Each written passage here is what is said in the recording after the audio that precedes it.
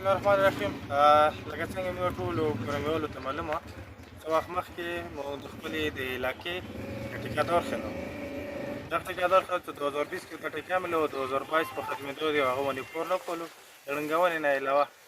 مو د هغه خلاف یو پرامن احتجاج کړی، مو لاس یو شل ملټه عوام ته تکلیف ورکړو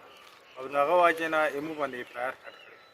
مو اول هغه خپل اکسین صاحب ته دی د یو صاحب ته چې بېګا د تو ټیکهدار یوه ویډیو جوړه کړې په پیسو باندې کوم میډیا والا ملګري بوتلي، بیا هلته خلکو ته پیسې ورکړې چې ته دا خبره وکړه میټیریل څنګه استعمال دی، کار څنګه روان دی. اول خو دغه ټیکهدار ته دا پکار چې دلته تاسو پرې میټیریل استعمال شي ته کړي چې ته خلکو باندې میټیریل پوښتنې کوې، او بل دا ته چې د میډیا والا بوځې ته وایي چې مو کار خلک اپریشیټ کړي. تله چې کله کار وکړي مو بیا اپریشیټ یا کړو چې ښه ده کوي که بده کوي. که ښه ده کوي انشاءالله موږ به د اپریشیټ کړو، او که بده کړی نو بعد کور ته موږ ته بیا پرېږدو هم نه. و دې نه مو پولیس هم دا یو چې ته د عوام د تکلیف دومره محسوسوي سره د عوام د تکلیف وایي نه موږ په تاسو باندې په 30 کسانو باندې FIR کاټ شوی. نن وخت 14 کسان 3 ورځې دوی جیل کې تېرې کړلې. موږ دا یو چې د موږ کوم روډ دی چې 2020 کې شوی دی او 2022 پرې چې د عوام ته کوم روډ ړنګ شو دا عوام ته تکلیف نه و. د ټیکهدار څه بله چې دماکا وکړله موږ چې کوم پر امن احتجاج کړی مو یو سرکاري عملې ته نقصان ور سره یو سیول کاسه مو نقصان ور سره یو ګوډي ته شیشه مو نه مو ته کړې، او بله چې هغه ټیکهدار یوه دماکا وکړله 3 ورځې خلک بند روډ و هغه سرکاري ټیکهدار په دماکې سره هغه چې کوم سرکاري فعال دی هغه هم موت شوی، دغه ته نقصان ورسره. په داسې خیاس په خلاف باندې اوسه پرې نه جیل وختلو نه هغه خلاف داسې کاروایي وکړه چې موږ نه مطمئن شو سره دا خبره مو چې 60 منټو دپاره لیاره بند کړو بیا FIR و هغه چې د ورځو دپاره بند کړي په هغه باندې FIR نه وي.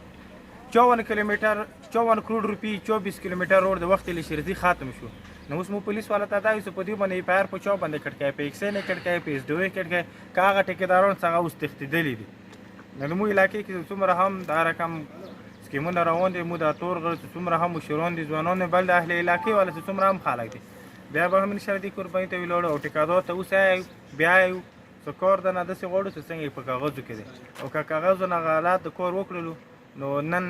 23 راغلي بیا کې دا شی ټول کوم واړه کاټه ګرفتاري ته بیا هم تیار وو، احتجاج ته به هم تیار وو. صحیح دی که نه؟ د کوم ټیکهداران بیلو والا د دې ته تاسو څه پیغام ورکوئ؟ مو څومره انتظام دی سپیشل DC صاحب ته ټول ته چې د مو په علاقې کې چاته بیلو باندې ټیکامه ورکړه که نه کېږي ما ده کېږي، خو په بیلو باندې د چاته ټیکامه ورکول چې په 100 روپۍ تو ته ریټ منو جوړ کړی هغه په 50 روپۍ کې، او په 50 روپۍ به کوم رقم کار کوي اوس یې وخت ته ټول برونه. نو مو ټیکهدارانو حضراتو ته دا سپیشل پیغام ورکړو چې مهرباني وکړئ مو علاقې کې بیلو ټیکې نه رانه شي، او چې به بیا رسي بیا چې کوم کار ته ټیکهدار یا کوم کار ته حکومت خیلی په کاغذ کې بیا د انجینر د پسکولي یا د SDO یا د اکسین د پسکونې چانسز به بیا ډېر کم وي. په دې دغه ناخواله موږ چې د کومې ستر کې دا به انشاءالله کلو وساتو عوام ته بیا او چې کومې علاقې کې کوم سکیم کېږي مو MNA ته یا MPA ته دی او چیرمن ته یې په کار د هغه ډاکومنټ د پبلیک کېږي خلکو ته دا خیلی شي چې تو علاقې کې دا سکیم روان دي دومره پنډ دی دا کارونه وکړي. امید یې په دې حوالې سره په روان وخت کې مو په دې باندې نور کار هم کوو. څه شی مهرباني